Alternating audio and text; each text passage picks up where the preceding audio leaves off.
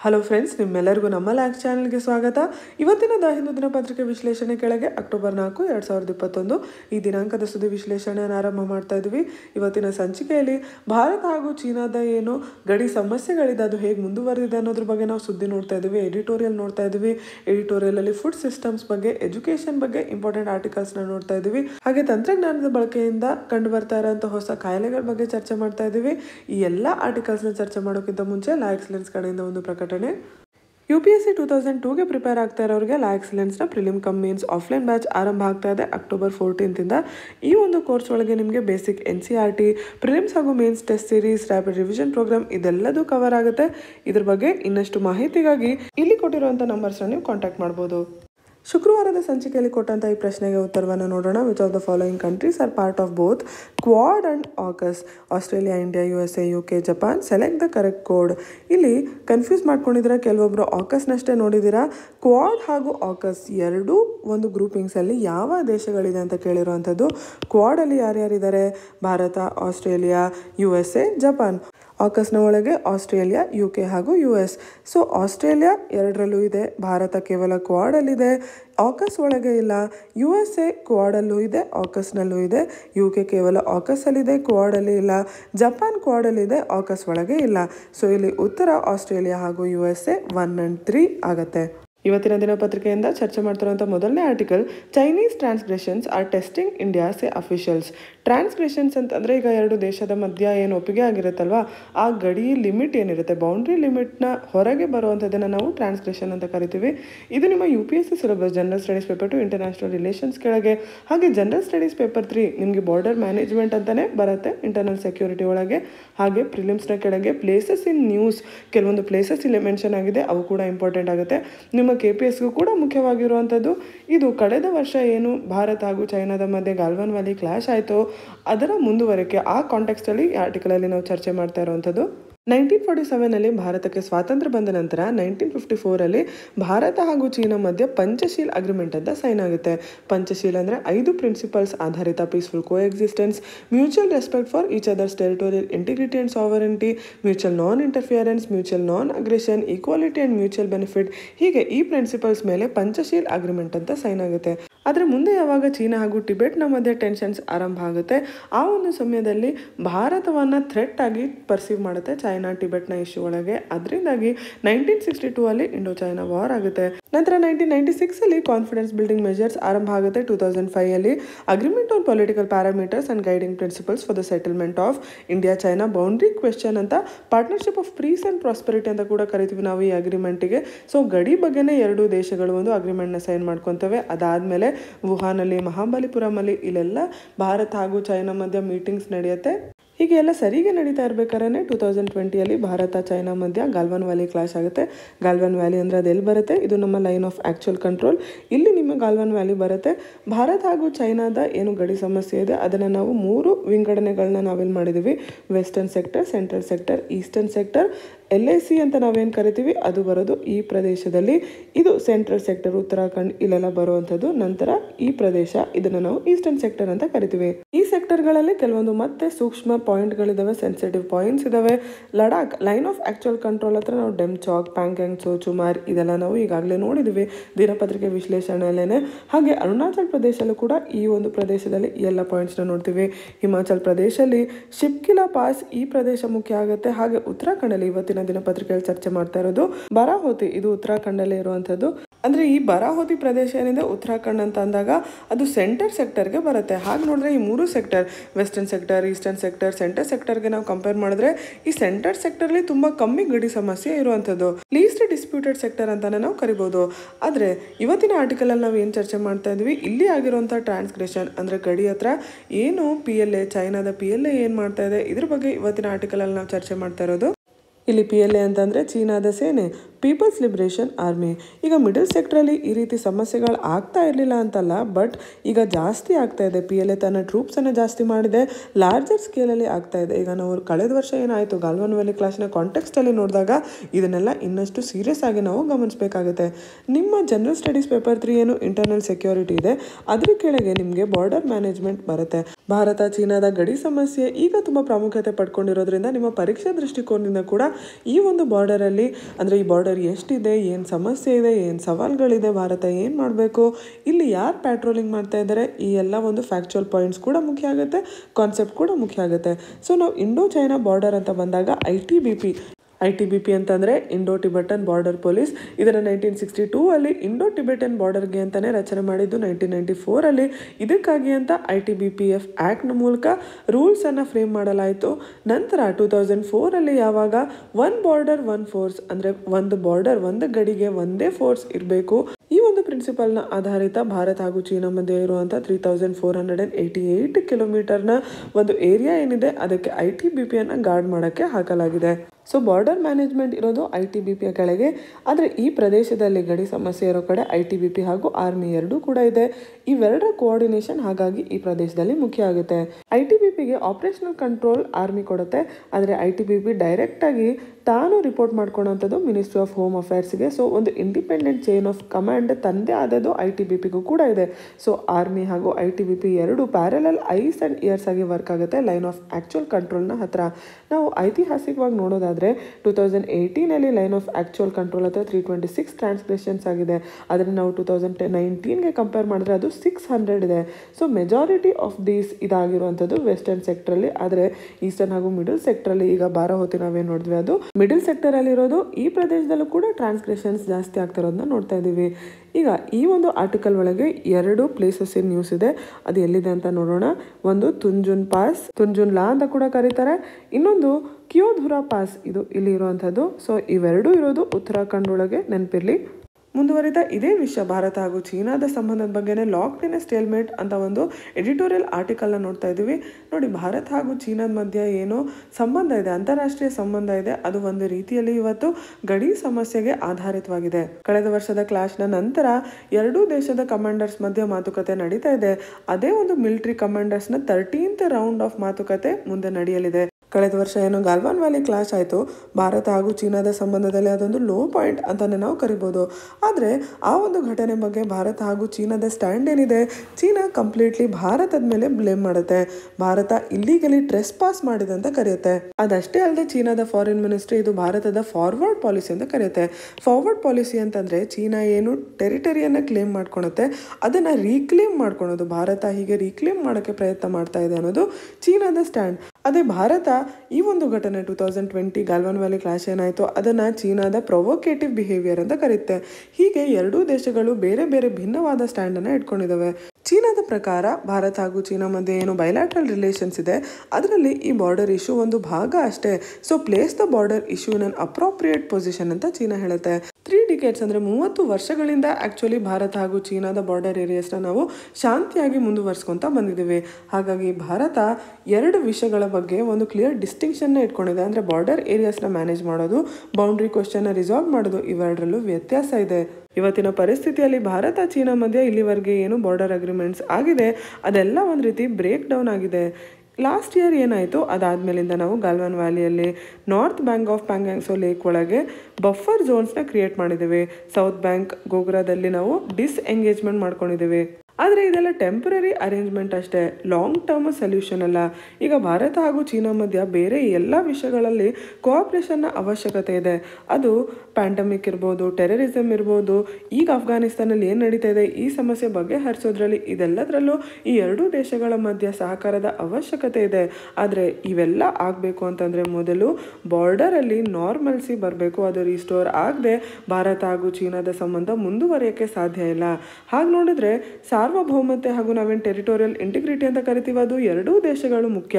So ಮೊದಲು ನಾವು ಈ ಸಮಸ್ಯೆನ ಬಗೆಹರಿಸ್ಕೊಂಡ್ರೆ ನಮ್ಮ ಸಂಬಂಧ ಸರಿಯಾಗಿ ಮುಂದುವರಿಯೋಕ್ಕೆ ಸಾಧ್ಯ ಅನ್ನೋದನ್ನು ನಾವು ಈ ಆರ್ಟಿಕಲಿಂದ ಅರ್ಥೈಸ್ಕೋಬೋದು.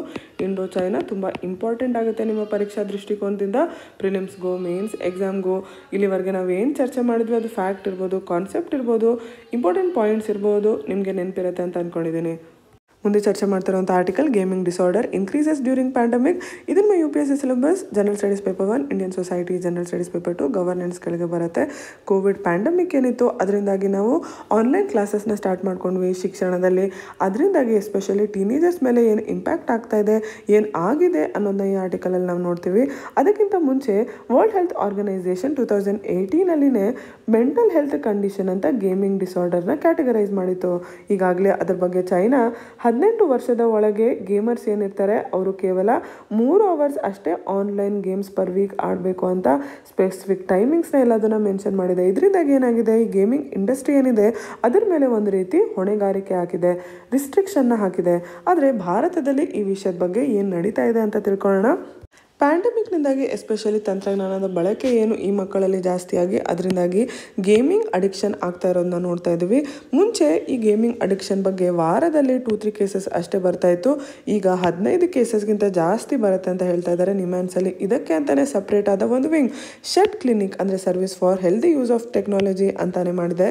ಯಾಕಿದ್ರ ಪ್ರಾಮುಖ್ಯತೆ ಜಾಸ್ತಿ ಆಗ್ತಾ ಇದೆ? 2019 survey USA based limelight network ಸರ್ವೆನ ಪ್ರಕಾರ ಸೌತ್ ಕೊರಿಯಾದ ನಂತರ ಇಡೀ ಪ್ರಪಂಚದಲ್ಲಿ ಭಾರತದಲ್ಲಿ second largest number of gamers ಇದ್ದಾರೆ. ಸೊ ಒಂದು ಕಡೆ ಈ ರೀತಿ ಕನ್ಸ್ಯೂಮರ್ಸ್, ಟೀನೇಜರ್ಸ್, ಗೇಮರ್ಸ್ ಇದ್ದಾರೆ, ಇನ್ನೊಂದು ಕಡೆ ಇಂಡಸ್ಟ್ರಿ ಇದೆ. ಭಾರತದ ಆಲ್ ಇಂಡಿಯಾ ಗೇಮಿಂಗ್ ಫೆಡರೇಷನ್ನ ಪ್ರಕಾರ ಭಾರತದ ಆನ್ಲೈನ್ ಗೇಮಿಂಗ್ ಇಂಡಸ್ಟ್ರಿಯ ವರ್ತ್ 15,500 crore ಆಗುತ್ತೆ ಬೈ 2023. ಈ ಎರಡೂ ವಲಯಗಳಲ್ಲಿ ನಾವು ಎಲ್ಲಿ ಹೊಣೆಗಾರಿಕೆ ಆಗಬೇಕು, ಭಾರತದಲ್ಲಿ ಇದಕ್ಕೆ ಏನೇನು ಕಾಯ್ದೆಗಳನ್ನ ಮಾಡಬೇಕು, ಈಗ ಏನೇನು ಕಾಯ್ದೆಗಳಿದ್ದಾವೆ, ಎಸ್ಪೆಷಲಿ ಸದರ್ನ್ ಸ್ಟೇಟ್ಸಲ್ಲಿ ಈ ಥರದ online games, rummy, poker, fantasy sports, ಇದರಲ್ಲಿ ಪ್ರೈಸ್ ಮನಿ, ಫೈನಾನ್ಷಿಯಲ್ ಸ್ಟೇಕ್ಸ್ ಎಲ್ಲಿ ಇರುತ್ತೆ, ಆ ಥರದ ಗೇಮ್ಸ್ ಏನಿರುತ್ತೆ ಆನ್ಲೈನ್ ಗೇಮ್ಸ್ನ ಬ್ಯಾನ್ ಮಾಡಬೇಕು ಅಂತ ಸದರ್ನ್ ರಾಜ್ಯಗಳಲ್ಲಿ ಲೀಗಲಿ ಫೋಕಸ್ ಮಾಡ್ತಾ ಇದ್ದಾರೆ. ಕೇರಳ ಹೈಕೋರ್ಟಲ್ಲಿ ಇಂಥ ಒಂದು ಕಾನೂನು ಹೋದಾಗ ಅದು ಇಂಡಸ್ಟ್ರಿ ಪರ ಆಯಿತು. ಯಾಕಂದರೆ ಈ ಥರದ ಗೇಮ್ಸ್ ಏನಿರುತ್ತೆ ಅದು games of skill rather than game of chance. ಅಂದರೆ ಚಾನ್ಸ್ ಎಲ್ಲಿರುತ್ತೆ ಅಲ್ಲಿ ಗ್ಯಾಮ್ಲಿಂಗ್ ಬರುತ್ತೆ, ಆದರೆ ಇಲ್ಲಿ ಸ್ಕಿಲ್ ಕೂಡ ಮುಖ್ಯ ಆಗೋದ್ರಿಂದ ಇವನ್ನ ಬ್ಯಾನ್ ಮಾಡೋಕ್ಕಾಗಲ್ಲ ಅಂತ ಕೇರಳ ಹೈಕೋರ್ಟ್ ಹೇಳುತ್ತೆ. ಆದರೆ ಈ ಗೇಮಿಂಗ್ ಅಡಿಕ್ಷನಿಂದಾಗಿ ಮಕ್ಕಳಲ್ಲಿ, ಟೀನೇಜರ್ಸಲ್ಲಿ ಎಸ್ಪೆಷಲಿ ಫಿಸಿಕಲ್, ಸೋಷಿಯಲ್ ಹಾಗೂ ಎಮೋಷ್ನಲ್ ಡ್ಯಾಮೇಜ್ ಆಗ್ತಾ ಇದೆ. ಅವರ ನಿದ್ದೆಗೆ ಸಮಸ್ಯೆ ಆಗ್ತಾ ಇದೆ, ಅವರ ಕರಿಯರ್, ಸೋಷಿಯಲ್ ಲೈಫ್ಸ್ ಎಲ್ಲದರ ಮೇಲೆ ಇದು ಇಂಪ್ಯಾಕ್ಟ್ ಆಗ್ತಾ ಇದೆ. ನಾವು ಈ ಗೇಮ್ಸನ್ನು ಬ್ಯಾನ್ ಮಾಡೋಕ್ಕಾಗಲಿಲ್ಲ ಅಂತಂದ್ರೂ ಅಟ್ಲೀಸ್ಟ್ ಸ್ಟ್ಯಾಚ್ಯೂಟ್ರಿ ವಾರ್ನಿಂಗ್ಸ್, ಅಂದರೆ ಈಗ ಸಿಗರೆಟ್ ಮೇಲೆಲ್ಲ ಕೊಟ್ಟಿರ್ತಾರಲ್ವಾ ಆ ಥರ ಸ್ಟ್ಯಾಚ್ಯೂಟ್ರಿ ವಾರ್ನಿಂಗ್ಸ್ ಆರು ಕೊಡಬೇಕು, ಮ್ಯಾಂಡೇಟ್ರಿ ಬ್ರೇಕ್ಸ್ ಆರು ಮಾಡಬೇಕು. ಅಂದರೆ ಆನ್ಲೈನ್ ಗೇಮಿಂಗ್ ನಾವು ಕಂಪ್ಲೀಟ್ಲಿ ಅವಾಯ್ಡ್ ಮಾಡೋಕ್ಕಾಗಲಿಲ್ಲ ಅಂತಂದ್ರು ಅಟ್ಲೀಸ್ಟ್ ಅವರ್ಗಟ್ಲೆ ಕಂಪ್ಲೀಟಾಗಿ ಅದನ್ನೇ ಮಾಡೋದಿರುತ್ತಲ್ಲ, ಬಿಂಜ್ ಗೇಮಿಂಗ್ ಅಂತ ಏನು ಕರಿತೀವಿ, ಅದನ್ನು ಅಟ್ಲೀಸ್ಟ್ ನಾವು ಪ್ರಿವೆಂಟ್ ಮಾಡೋಕ್ಕೆ ಸಾಧ್ಯ ಆಗಬೇಕು. ಇದ್ರ ಬಗ್ಗೆ ಇನ್ನಷ್ಟು ಅವೇರ್ನೆಸ್ನ ನಾವು ಫ್ಯಾಮಿಲೀಸ್ಗೆ, ಪೇರೆಂಟ್ಸ್ಗೆ, ಸ್ಕೂಲ್ಸ್ಗೆ, ಮಕ್ಕಳಲ್ಲಿ ಇನ್ನಷ್ಟು ಹರಡಿಸ್ಬೇಕು ಅಂತ ಸೈಕ್ಯಾಟ್ರಿಸ್ಟ್ ಹೇಳ್ತಾರೆ. ಪರೀಕ್ಷಾ ದೃಷ್ಟಿಕೋನದಿಂದ general studies paper 1 Indian society ಕೆಳಗೆ ಪ್ಯಾಂಡಮಿಕ್ನಿಂದಾಗಿ ಏನು ಪರಿಣಾಮ ಆಗ್ತಾ ಇದೆ, ಏನು ಆಗಿದೆ ಮಕ್ಕಳ ಮೇಲೆ ಇರ್ಬೋದು, ಬೇರೆ ಬೇರೆ ಏಜ್ ಗ್ರೂಪ್ ಬಗ್ಗೆ ಕೇಳ್ಬೋದು ಅಥವಾ ಕಂಪ್ಲೀಟ್ ಸಮಾಜದ ಮೇಲೆ ಕೇಳ್ಬೋದು, ಅಲ್ಲಿ ನೀವು ಈ ಆರ್ಟಿಕಲ್ನ ಉಪಯೋಗಿಸ್ಕೋಬೋದು. ಹಾಗೆ ಜನರಲ್ ಸ್ಟಡೀಸ್ ಪೇಪರ್ 2 ಗವರ್ನೆನ್ಸ್ನ ಕೆಳಗೆ ಈ ವಿಷಯದಲ್ಲಿ ಸರ್ಕಾರ ನಾವೇನು ಕಾಯ್ದೆ ತರಬಹುದು, ಸರ್ಕಾರ ಏನು ಮಾಡ್ಬೋದು, ಈ ವಿಷಯವಾಗಿ ಕೂಡ ಇಲ್ಲಿ ಕೊಟ್ಟಿರೋಂಥ ಪಾಯಿಂಟ್ನ ನೀವು ನೋಟ್ ಮಾಡ್ಕೋಬೋದು. ಮುಂದೆ ಚರ್ಚೆ ಮಾಡ್ತಿರೋಂಥ article peace at the heart of education. ಇದು ನಮ್ಮ UPSC syllabus general studies paper 2 governance ಕೆಳಗೆ ಬರುತ್ತೆ. ನಿನ್ನೆ ಅಂದರೆ ಗಾಂಧೀಜಿಯವರ ಜನ್ಮದಿನ ಏನಿತ್ತು ಅದರಲ್ಲಿ ನಾವು international day of non violence ಅಂತ ಸೆಲೆಬ್ರೇಟ್ ಮಾಡ್ತೀವಿ ಅಂತಾರಾಷ್ಟ್ರೀಯ ಮಟ್ಟದಲ್ಲಿ. ಈ ಒಂದು ಮೌಲ್ಯ ಏನಿದೆ, ನಾವು ಮೌಲ್ಯಗಳನ್ನ ಹೇಗೆ ಶಿಕ್ಷಣ ವ್ಯವಸ್ಥೆ ಒಳಗೆ ತೊಗೊಂಡು ಬರ್ಬೋದು, ನ್ಯಾಷನಲ್ ಎಜುಕೇಷನ್ ಪಾಲಿಸಿಯನ್ನು ಈ ಕಾಂಟೆಕ್ಸ್ಟಲ್ಲಿ ನಾವಿಲ್ಲಿ ಚರ್ಚೆ ಮಾಡ್ತಾ ಇದ್ದೀವಿ. ಇವತ್ತಿನ ಸಮಾಜದಲ್ಲಿ ನಾವು ಸ್ಟ್ರಕ್ಚರಲ್ ವೈಲೆನ್ಸ್ ಅಂತ ನೋಡ್ತಾ ಇದ್ವಿ. ಈ ಸ್ಟ್ರಕ್ಚರಲ್ ವೈಲೆನ್ಸ್ ಅಂದರೆ ಏನು? Economic, racial, gendered forms of injustice built into social systems. ಅಂದರೆ ಸಾಮಾಜಿಕ ವ್ಯವಸ್ಥೆ ಒಳಗೇನೆ ಒಂದು ರೀತಿ ಆರ್ಥಿಕವಾಗಿ ಎಲ್ಲರೂ ಸಮಾನವಾಗಿದ್ದಾರಾ? ಇಲ್ಲ. ಜೆಂಡರ್ ಬೇಸ್ಡ್ ನೋಡೋದಾದ್ರೂ ನಾವು ತುಂಬ ಭೇದ ಭಾವ ನೋಡ್ತೀವಿ. ಸೊ ಅಲ್ಲಿ ಒಂದು ರೀತಿ ಅನ್ಯಾಯ ಸಿಸ್ಟಮ್ ಒಳಗೇನೆ ಇದೆ. ಅದರಿಂದಾಗಿ ಮಾರ್ಜಿನಲೈಸ್ಡ್ ಗ್ರೂಪ್ಸ್ ಕ್ರಿಯೇಟ್ ಆಗ್ತಾರೆ. ಇದೇ ಮಾರ್ಜಿನಲೈಸ್ ಗ್ರೂಪ್ಸ್ ನಾಳೆ ಸೋಷಿಯಲ್ ಅನ್ರೆಸ್ಟ್ನ ಕ್ರಿಯೇಟ್ ಮಾಡ್ಬೋದು, ಸಮಾಜದಲ್ಲಿ ಅಸ್ಥಿರತೆಯನ್ನು, ಟೆನ್ಷನನ್ನು ಕ್ರಿಯೇಟ್ ಮಾಡಬಹುದು. ಇದನ್ನು ನಾವು ಟ್ಯಾಕಲ್ ಮಾಡಬೇಕು. This is the root cause of the problem. ಇದನ್ನು ನಾವು ಟ್ಯಾಕಲ್ ಮಾಡಬೇಕು ಅಂತಂದರೆ, ಸಮಾಜದಲ್ಲಿ ಶಾಂತಿಯನ್ನು ತೊಗೊಂಡು ಬರಬೇಕು ಅಂತಂದರೆ ಈ ರೂಟ್ ಕಾಸ್ನ ಮೊದಲು ನಾವು ಅರ್ಥ ಮಾಡ್ಕೋಬೇಕು. ವರ್ಲ್ಡ್ ಬ್ಯಾಂಕ್ನ pathways for piece, A flagship 2018 ರಿಪೋರ್ಟ್ನ ಪ್ರಕಾರ ಜಗತ್ತಿನಲ್ಲಿರುವಂಥ ಕಾನ್ಫ್ಲಿಕ್ಟ್ಸ್ ಇವತ್ತಿನಲ್ಲಿ ಏನಿದೆ ಅದೆಲ್ಲದರ ಮೂಲ ಏನು ಅಂತಂದರೆ exclusion and feelings of injustice. ಅವ್ರಿಗೆ ಅನ್ಯಾಯ ಆಗಿದೆ ಅನ್ನೋ ಒಂದು ಭಾವನೆ ಏನಿದೆ ಅದೇನೇ ರೂಟ್ ಕಾಸ್ ಆಗಿರುವಂಥದ್ದು ಇವತ್ತಿನ ಜಗತ್ತಿನ ಎಲ್ಲ ಕಾನ್ಫ್ಲಿಕ್ಟ್ಸಲ್ಲೂ. ಸೊ ಜಗತ್ತಿನ ಎಲ್ಲ ಸಮಸ್ಯೆಗಳ ಮೂಲ ಗೊತ್ತಾಯಿತು ಅಂತಂದರೆ ಅದಕ್ಕೆ ಉತ್ತರ ಏನು, ಅದಕ್ಕೆ ನಾವು ಹೇಗೆ ಬಗೆಹರಿಸ್ಕೋಬೇಕು?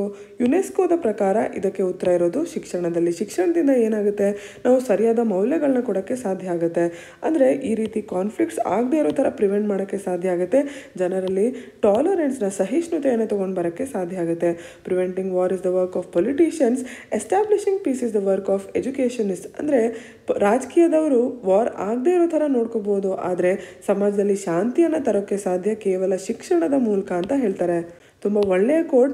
ನೀವು ಇದನ್ನು ಶಿಕ್ಷಣ ಸಮಾಜಕ್ಕೆ ಎಷ್ಟು ಮುಖ್ಯ ಅನ್ನೋದಕ್ಕೆ SCL ಉಪಯೋಗಿಸ್ಕೋಬೋದು, ಮೇನ್ಸ್ ಆನ್ಸರಲ್ಲಿ ಉಪಯೋಗಿಸ್ಕೋಬೋದು. ನೋಟ್ ಮಾಡಿಟ್ಕೊಳ್ಳಿ. ಎಜುಕೇಷನ್ ಹೇಗಿರಬೇಕು? ಶಾಂತಿಯನ್ನು ಸಮಾಜದಲ್ಲಿ ತರೋ ಥರ ಇರಬೇಕು.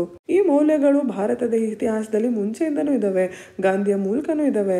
2020 ನಾವೇನು ನ್ಯಾಷನಲ್ ಎಜುಕೇಷನ್ ಪಾಲಿಸಿ ತಂದ್ವಿ, ಅದರ ಒಳಗೆ ಈ ಮೌಲ್ಯವನ್ನು ಅಳವಡಿಸ್ಕೊಳೋದಕ್ಕೆ ನಮಗೆ ಇದು ತುಂಬ ಒಳ್ಳೆಯ ಅವಕಾಶ. ಈ ಪಾಲಿಸಿ ಈಗಾಗಲೇ ಬ್ರಾಡ್ ಫೋಕಸ್ ಮಾಡುತ್ತೆ.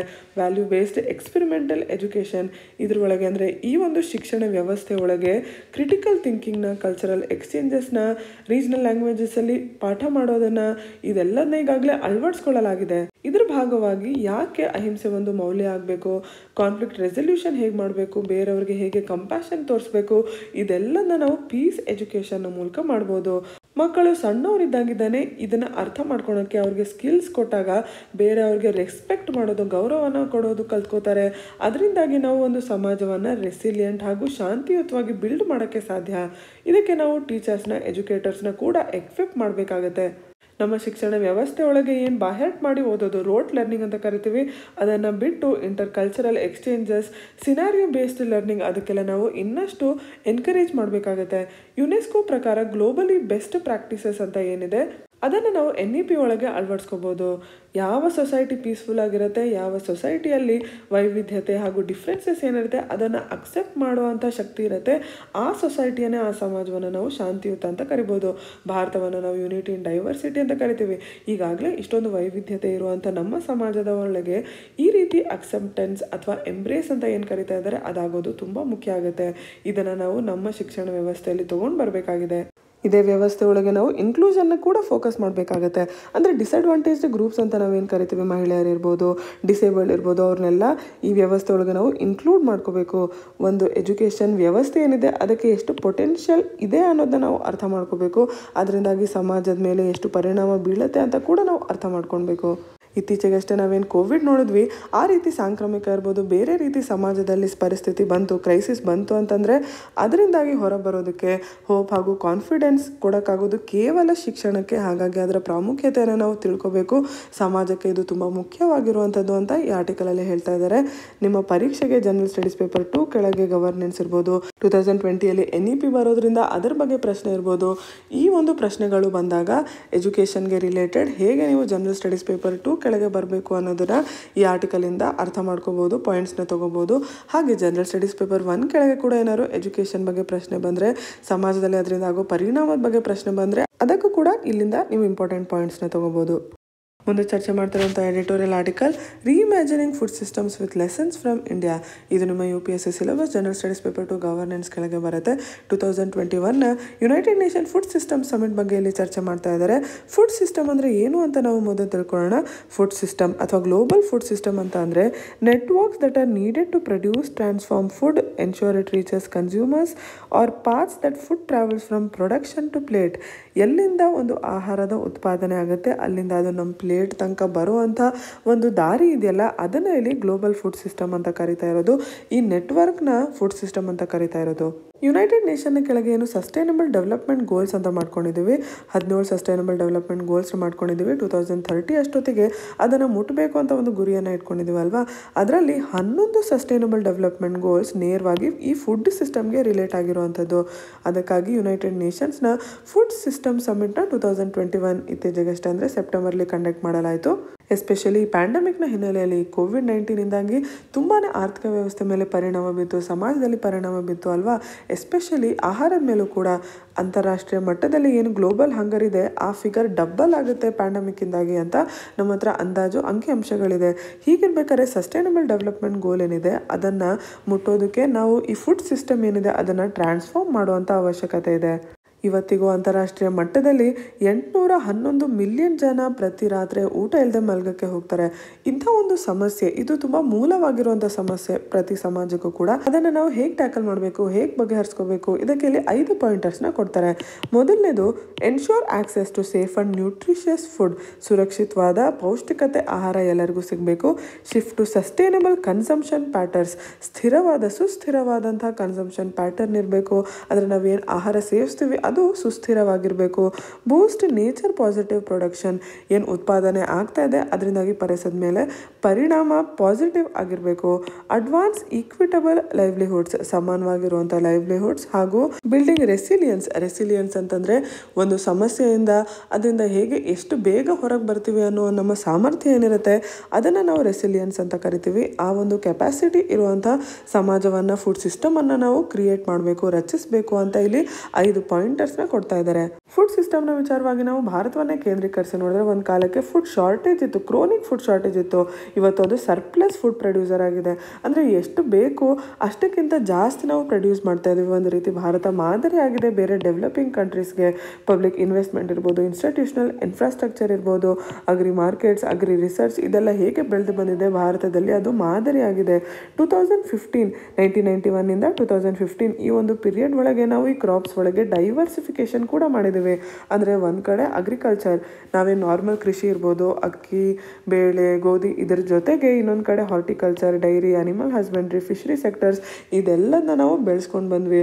ಅದರ ಜೊತೆಗೆ ನಮ್ಮ ಫುಡ್ ಸಿಸ್ಟಮ್ ಒಳಗೆ ನಾವು ಪೌಷ್ಟಿಕತೆ, ಇನ್ನಷ್ಟು ಸುಸ್ಥಿರತೆಯನ್ನು ತೊಗೊಂಡು ಬರೋಕ್ಕೆ ಸಾಧ್ಯ ಆಯಿತು. ಆಹಾರದ ವಿಷಯದಲ್ಲಿ ಸಮಾಜದಲ್ಲಿ ಸಮಾನತೆ ಇರಬೇಕು ಅನ್ನೋ ದೃಷ್ಟಿಕೋನದಿಂದ 2013 ಭಾರತದಲ್ಲಿ ನ್ಯಾಷನಲ್ ಫುಡ್ ಸೆಕ್ಯೂರಿಟಿ ಆ್ಯಕ್ಟ್ ಬಂತು. ಅದರ ಮೂಲಕ ಟಾರ್ಗೆಟೆಡ್ ಪಬ್ಲಿಕ್ ಡಿಸ್ಟ್ರಿಬ್ಯೂಷನ್ ಸಿಸ್ಟಮ್, ಮಕ್ಕಳಿಗೆ ಮಿಡ್ ಡೇ ಮೀಲ್ಸ್ ಕೊಡೋದಿರ್ಬೋದು, ಇಂಟಿಗ್ರೇಟೆಡ್ ಚೈಲ್ಡ್ ಡೆವಲಪ್ಮೆಂಟ್ ಸರ್ವಿಸಸ್ ಇದನ್ನೆಲ್ಲ ಜೊತೆಗೂಡಿಸಿದ್ರು. ಈ ಒಂದು ವ್ಯವಸ್ಥೆಯಿಂದ ಭಾರತದಲ್ಲಿ 1 ಬಿಲಿಯನ್ ಜನಕ್ಕೆ ನಾವು ಫುಡ್ ಸೇಫ್ಟಿ ನೆಟ್ಟನ್ನು ಕ್ರಿಯೇಟ್ ಮಾಡೋಕ್ಕೆ ಸಾಧ್ಯ ಆಗಿದೆ. ಈ ಫುಡ್ ಸೇಫ್ಟಿ ನೆಟ್ ಹಾಗೂ ಎಲ್ಲರಿಗೂ ದೊರಕಿಸ್ಕೊಡೋದಿದೆಯಲ್ಲ ಅದು ನೇರವಾಗಿ ಪಬ್ಲಿಕ್ ಪ್ರೊಕ್ಯೂರ್ಮೆಂಟ್ ಹಾಗೂ ಬಫರ್ ಸ್ಟಾಕ್ ನಾವು ಹೇಗೆ ಸ್ಟೋರೇಜ್ ಮಾಡ್ತೀವಿ ಅದಕ್ಕೆ ನೇರವಾಗಿ ಲಿಂಕ್ ಇದೆ ಅಂತ ಭಾರತ ಅರ್ಥ ಮಾಡ್ಕೊಂತು. ಇದು ಫುಡ್ ಸಿಸ್ಟಮ್ ಹೇಗಿದೆ ಅಂತಾರಾಷ್ಟ್ರೀಯ ಮಟ್ಟದಲ್ಲಿ ಭಾರತದಲ್ಲಿ ಅನ್ನೋದನ್ನು ನಾವು ಇಲ್ಲಿವರೆಗೆ ಅರ್ಥ ಮಾಡ್ಕೊಂಡ್ವಿ. ಈಗ ಇರುವಂಥ ಸವಾಲುಗಳೇನು? ಈಗಾಗಲೇ ನಮಗೆ ಕ್ಲೈಮೇಟ್ ಚೇಂಜ್ನಿಂದಾಗಿ ಸಾಕಷ್ಟು ಪರಿಸರದಲ್ಲಿ ಬದಲಾವಣೆ ಆಗ್ತಾ ಇದೆ. ಅದರಲ್ಲಿ ಮತ್ತೆ ನಾವು ಪರಿಸರದಲ್ಲಿರುವಂಥ ರಿಸೋರ್ಸಸ್, ಸಂಪನ್ಮೂಲಗಳೇನು ಲ್ಯಾಂಡ್ ಆ್ಯಂಡ್ ವಾಟರ್ ರಿಸೋರ್ಸಸ್ ಇದೆ ಅದನ್ನು ಸರಿಯಾಗಿ ಬಳಸ್ತಾ ಇಲ್ಲ, ಅನ್ಸಸ್ಟೈನಬಲ್ ಮಾಡ್ತಾ ಇದ್ದೀವಿ.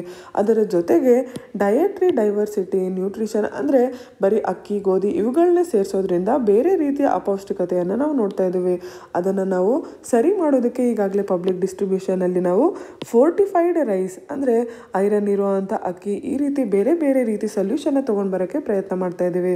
ನಾವು ಫುಡ್ ಪ್ರೊಡಕ್ಷನ್ನ ನೋಡಿದಾಗ ಭಾರತ ಸರ್ಪ್ಲಸ್ ಅಂದರೆ ಇನ್ನು ಜಾಸ್ತಿ ಎಷ್ಟು ಬೇಕು ಅಷ್ಟು ಜನಸಂಖ್ಯೆಗಿಂತ ಜಾಸ್ತಿ ಪ್ರೊಡ್ಯೂಸ್ ಮಾಡ್ತಾ ಇದ್ದೀವಿ. ಇನ್ನೊಂದು ಕಡೆ ನಮ್ಮ ದೇಶದ 15% ಆಫ್ ಪಾಪ್ಯುಲೇಷನ್ ಅಂಡರ್ ನರಿಷ್ಡ್ ಇದೆ, ಅಪೌಷ್ಟಿಕತೆಯನ್ನು ಹೊಂದಿದೆ. 2004-06 21.6% ಇದ್ದಿದ್ದು ಆ್ಯಕ್ಚುಲಿ ಕಮ್ಮಿ ಆಗಿದೆ, 15.5% ಆಗಿದೆ 2018-20 ಸೊ ಇದನ್ನು ನೋಡಿದ್ರೆ ಫುಡ್ ಶಾರ್ಟೇಜ್ಗೂ ಹಾಗೂ ಅಂಡರ್ ನ್ಯೂಟ್ರಿಷನ್ಗೂ ಏನು ಸಂಬಂಧ, ಬೇರೆ ಸಮಸ್ಯೆ ಇದೆಯಾ ಇಲ್ಲಿ ಅನ್ನೋದನ್ನ ನಾವು ಅರ್ಥ ಮಾಡ್ಕೋಬೇಕು. ಅದಕ್ಕಾಗಿ ಅಂತಲೇ ನಾವೇನು ಫೋರ್ಟಿಫೈಡ್ ರೈಸ್ ಅಂತ ಈಗ ತಾನೇ ಚರ್ಚೆ ಮಾಡಿದ್ವಲ್ವಾ, ಅದನ್ನು PDS ಅಲ್ಲಿ ಉಪಯೋಗಿಸುವಂಥದ್ದು, ಪೋಷಣ್ ಅಭಿಯಾನ್ ಇದೆಲ್ಲದ್ರ ಮೂಲಕ ಇದನ್ನು ನಾವು ಬಗೆಹರಿಸೋಕ್ಕೆ ಪ್ರಯತ್ನ ಮಾಡ್ತಾ ಇದ್ದೀವಿ. ಇದು one part of the problem. ಎರಡನೇ ಪಾರ್ಟ್ ಏನು ಅಂತಂದರೆ ನಮ್ಮ ಫುಡ್ ಸಿಸ್ಟಮ್ ಒಳಗೆ ಫುಡ್ ವೇಸ್ಟೇಜ್ ಇರುವಂಥದ್ದು. ಸೊ ಫುಡ್ ಸಪ್ಲೈ ಚೈನ್ ಏನಿದೆ ಅದರಲ್ಲಿ ದಕ್ಷತೆ ಇಲ್ಲದೆ ಇರೋ ಕಾರಣ ನಾವು ಈ ಸಮಸ್ಯೆಯನ್ನು ನೋಡ್ತೀವಿ. ಇದನ್ನು ಕೂಡ ನಾವು ಬಗೆಹರಿಸ್ಕೋಬೇಕು. ಅಂತಾರಾಷ್ಟ್ರೀಯ ಮಟ್ಟದಲ್ಲಿ ಈ ಫುಡ್ ಸಿಸ್ಟಮ್ ಎಷ್ಟು ಪ್ರಾಮುಖ್ಯತೆ ತಗೊಂಡಿದೆ ಅನ್ನೋದು ಕಳೆದ ವರ್ಷ ಏನು ನೋಬೆಲ್ ಪೀಸ್ ಪ್ರೈಸ್ ಯುನೈಟೆಡ್ ನೇಷನ್ನ ವರ್ಲ್ಡ್ ಫುಡ್ ಪ್ರೋಗ್ರಾಮ್ಗೆ ಕೊಡಲಾಯಿತು ಅದೇ ತೋರಿಸುತ್ತೆ. ನಾವು ಸಸ್ಟೈನಬಲ್ ಡೆವಲಪ್ಮೆಂಟ್ ಗೋಲ್ ಕೆಳಗೆ ಏನು 2030 ಅಷ್ಟೊತ್ತಿಗೆ ಫ್ರೀ ಆಫ್ ಹಂಗರ್ ಮಾಡಬೇಕು ಅಂತ ಇದ್ದೀವಿ. ಅದಕ್ಕಾಗಿ ನಾವು ಸಾಕಷ್ಟು ಕ್ರಮಗಳನ್ನ ತಗೊಳ್ಬೇಕಾಗತ್ತೆ. ಸಮಾಜದಲ್ಲಿ ಸಮಾನತೆ ಹಾಗೂ ಸುಸ್ಥಿರತೆಯನ್ನು ತಗೊಂಡು ಬರಬೇಕಾಗತ್ತೆ. ಸಸ್ಟೈನಬಲ್ ಅಗ್ರಿಕಲ್ಚರ್ ಒಳಗೆ ನಾವು ಇನ್ವೆಸ್ಟ್ ಮಾಡಬೇಕಾಗುತ್ತೆ, ಇನೋವೇಟ್ ಮಾಡಬೇಕಾಗುತ್ತೆ, ಲಾಂಗ್ ಟರ್ಮ್ ಸೊಲ್ಯೂಷನ್ಸ್ನ ತೊಗೊಂಡು ಬರಬೇಕಾಗುತ್ತೆ. ಫುಡ್ ಸೆಕ್ಯೂರಿಟಿ ಹಾಗೂ ನ್ಯೂಟ್ರಿಷನ್ ಬೇಕು ಅಂತಂದರೆ. ಇನ್ನೊಂದು ಕಡೆ ಕ್ಲೈಮೇಟ್ ಚೇಂಜಿಂದಾಗಿ ಅದರಿಂದಾಗಿ ಪರಿಸರದ ಮೇಲೆ ಏನು ಪರಿಣಾಮ ಬೀಳ್ತಾ ಇದೆ, ಜೈವಿಕ ವೈವಿಧ್ಯತೆಯನ್ನು ಕಾಪಾಡ್ಕೊಳ್ಳೋ ಅಂಥದ್ದು, ರೆಸಿಲಿಯನ್ಸ್ನ ತೊಗೊಂಡು ಬರುವಂಥದ್ದು ಇದೆಲ್ಲದನ್ನ ನಾವು ಮಾಡಬೇಕಾಗುತ್ತೆ. ಫುಡ್ ಸಿಸ್ಟಮಲ್ಲಿ ನಾವು ಸಸ್ಟೈನಬಲ್ ಡೆವಲಪ್ಮೆಂಟ್ ಗೋಲ್ನ ತಲುಪುವಷ್ಟು ಟ್ರಾನ್ಸ್ಫಾರ್ಮೇಷನ್ ಬೇಕು ಅಂತಂದರೆ ಇದೆಲ್ಲ ಮಾಡಬೇಕು ಅಂತ ಈ ಆರ್ಟಿಕಲಲ್ಲಿ ಹೇಳ್ತಾ ಇದ್ದಾರೆ. ಫುಡ್ ಸೆಕ್ಯೂರಿಟಿ ವಿಷಯವಾಗಿ, ಫುಡ್ ಸಿಸ್ಟಮ್ನ ವಿಚಾರವಾಗಿ ಅಂತಾರಾಷ್ಟ್ರೀಯ ಮಟ್ಟದ ನಿಮಗಿಲ್ಲಿ ಫ್ಯಾಕ್ಟ್ಸ್ ಸಿಗುತ್ತೆ ಹಾಗೂ ಅನಾಲಿಸಿಸ್ ಕೂಡ ಸಿಗುತ್ತೆ. ಇದೆಲ್ಲದರಲ್ಲಿ ಭಾರತ ಎಲ್ಲಿ ಸ್ಟ್ಯಾಂಡ್ ಆಗುತ್ತೆ ಅಂತ ಕೂಡ ಕ್ಲಾರಿಟಿಯಿಂದ ನಿಮಗೆ ಕೊಟ್ಟಿದ್ದಾರೆ. ಇಂಪಾರ್ಟೆಂಟ್ ಆಗಿರುವಂಥ ಆರ್ಟಿಕಲ್. ಇವತ್ತಿನ ಸಂಚಿಕೆಯಿಂದ ಈ ಪ್ರಶ್ನೆಯನ್ನು ಉತ್ತರಿಸೋಕ್ಕೆ ಪ್ರಯತ್ನ ಮಾಡಿ. Which of the following are correctly matched? 1. Shipkila pass, Arunachal Pradesh. 2. Tunjun pass, Uttarakhand. 3. Nathula pass, Sikkim. Select the correct code. A 1 and 2, B 1 and 3, C 2 and 3, D 1 2 and 3. ಇದಕ್ಕೆ ಸರಿಯಾದ ಉತ್ತರವನ್ನು ಕಮೆಂಟ್ ಸೆಕ್ಷನಲ್ಲಿ ತಿಳಿಸಿ. ಹಾಗೆ ಇವತ್ತಿನ ಸಂಚಿಕೆಯಿಂದ ಏನಾದರೂ ಡೌಟ್ಸ್ ಇದ್ದಲ್ಲಿ ಕೂಡ ಕಮೆಂಟ್ ಸೆಕ್ಷನಲ್ಲಿ ಹೇಳಿ. ನಮ್ಮ ಚಾನಲ್ನ ಸಬ್ಸ್ಕ್ರೈಬ್ ಮಾಡಿ, ಈ ವಿಡಿಯೋನ ಲೈಕ್ ಹಾಗೂ ಕಮೆಂಟ್ ಮಾಡಿ. ಮತ್ತೆ ಸಿಗೋಣ. ಧನ್ಯವಾದಗಳು.